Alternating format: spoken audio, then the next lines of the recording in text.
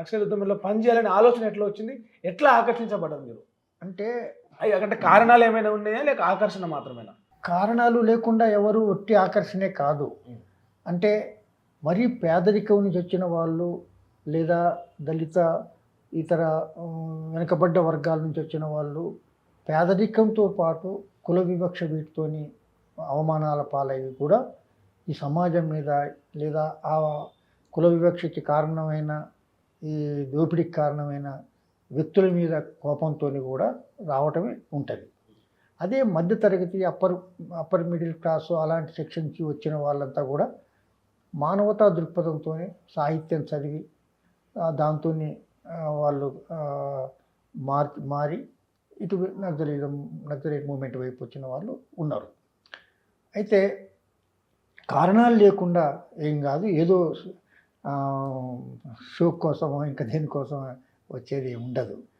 అయితే అప్పుడు సపోజ్ నేను ఫస్ట్ నేను 68 లోపల నేను ఎస్ఎఫ్ అంటే విద్యార్థి ఉద్యమంలో ఉండేవాడిని. సిపిఎంకు అనుకూలమైన విద్యార్థి ఉద్యమంలో ఉండేవాడిని.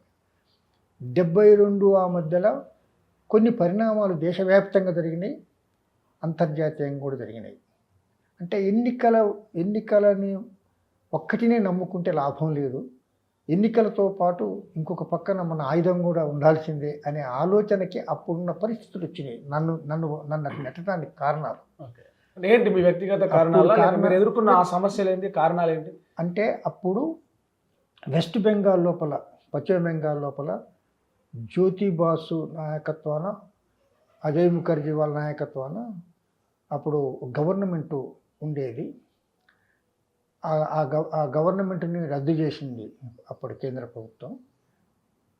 తర్వాత ఎన్నికల్లో పాల్గొంటే జ్యోతి బాసు డిపాజిట్ అంటే జ్యోతి బాసునే ఎన్నికల్లో ప్రచారం చేయకుండా చేస్తే జ్యోతి బాసే మధ్యలో విత్డ్రా చేసుకోవాల్సి వచ్చింది ఎన్నికల మధ్యలో. తర్వాత చాలామందిని ఆ ఒక్కరోజు చాలా 100 మంది దాకా చంపారు, పోలింగ్ ఏజెంట్లుగా ఉన్న వాళ్ళని, సిపిఎం అభిమానులని.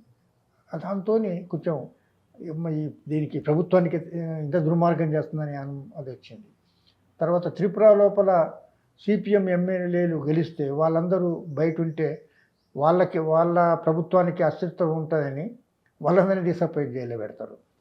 తర్వాత కేరళలో ఉన్న వామపక్ష ప్రభుత్వాన్ని రద్దు చేశారు.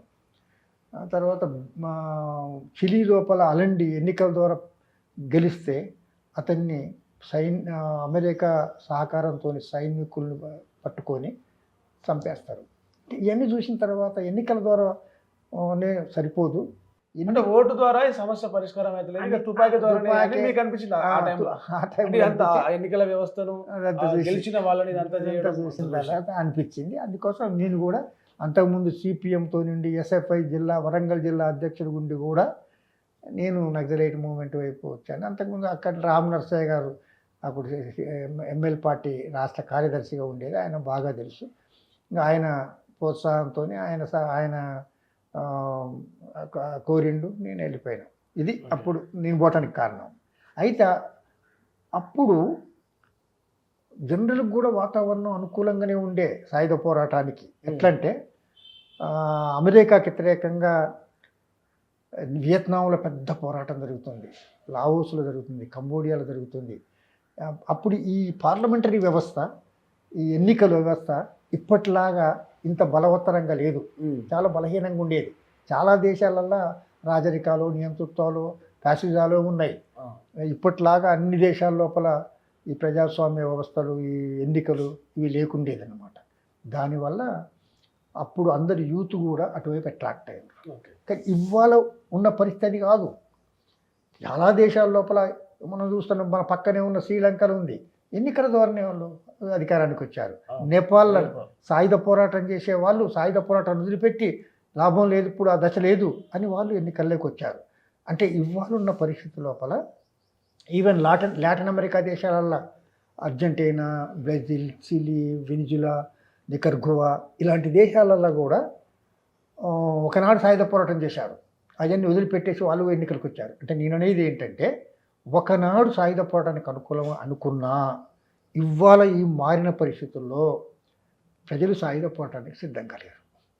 తర్వాత ఏ ఆల్టర్నేటివ్ లేకపోతే సాయుధపోవటానికే పోతారు. ఇప్పుడు రాజరికమో నియంతృత్వమో ఫ్యాసిజమో ఉన్నదనుకోండి, అప్పుడు ఏం చేయాలి ప్రజలు?